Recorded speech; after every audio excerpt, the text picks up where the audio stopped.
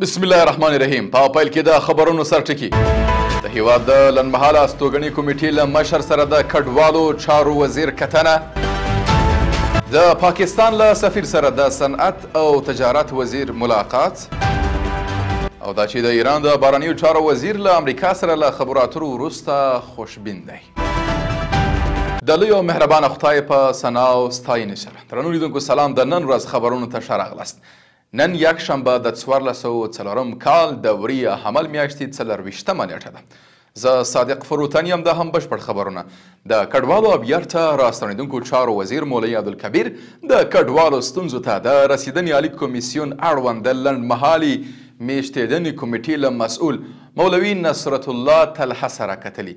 ښاغلي طلحه په دې کتنه کې د یادې کمیټې د ترسره سوو چارو په اړه معلومات ورکړي او ویلي دي چې د اړتیاو وړ خیمې او نور توکي د کډوالو لنډمهاله مشغالو ته انتقال کړي او دغه کمیټه بیرته راستنېدونکو ته د لا زیاتو اسانتیاو پر برابرولو بوخته ده.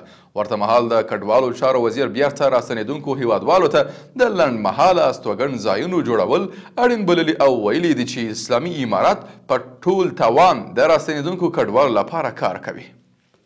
بل خبر د پلازمینې څخه کابل کې د پاکستان سفیر عبیدالرحمن نظامانی د صنعت او سوداګرۍ له وزیر نورالدین عزیزي سره کتلي. د صنعت او سوداګرۍ وزارت وایي په دې کتنه کې د دوه اړخیزې سوداګرۍ د پیاوړتیا او د سوداګریزو توکو د ترانزیت پر وړاندې د موجودو ستونزو د حل په اړه خبرې سوي دي. د یاد وزارت په وینا دواړو لورو د سوداګرۍ او ترانزیت د بهیر اسانتیا لپاره د نږدې همکاري او پر ګډو اقداماتو ټینګار کړی دی. د عامې روغتیا وزارت وایي چې بیرته راستنېدونکو هیوادوالو ته د روغتیایي خدمتونو وړاندې کولو په موخه لغمان کې یو روغتیایي مرکز پرانیستل شو. یاد وزارت زیاته کړې چې دغه مرکز یې د راستنېدونکو کډوالو روغتیایي ستونزو ته پر وخت د رسیدو او هغوی ته د روغتیایي خدمتونو د وړاندې کولو په موخه جوړ کړی دی. بل خبر بیا هم د پلازمینې څخه د کرنې اوبو لګولو او مالداري وزارت کابل کې د کرنې او مالداري ملاتړ ستاسو د روغتیا او اقتصادي ودې ضامن دی تر عنوان لاندې د بزګر میله او د کرنیزو او مالداري محصولاتو 4 ورځنی نندارتون جوړوي.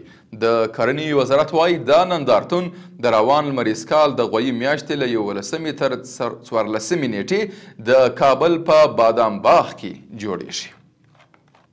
او په پای کې عمان کې د ایران او امریکا د استازو ترمنځ د غیر مستقیمو خبرو اترو د لومړي پړاو له پایته رسیدو وروسته د ایران د بهرنیو چارو وزیر سید عباس عراقچي دغه خبرې رغنده او هیله بښونکي بللې دي.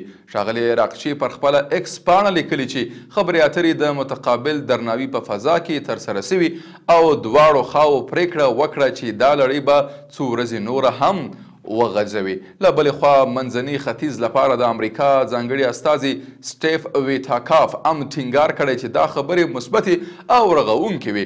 په همدې حال کې د امریکا ولسمشر ډونالډ ټرمپ ویلي چې له ایران سره خبرې ښې روانې دي.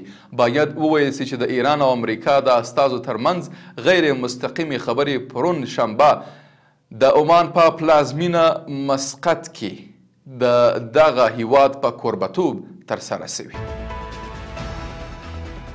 قدرمنو لیدونکو له ملتیا مو مننه.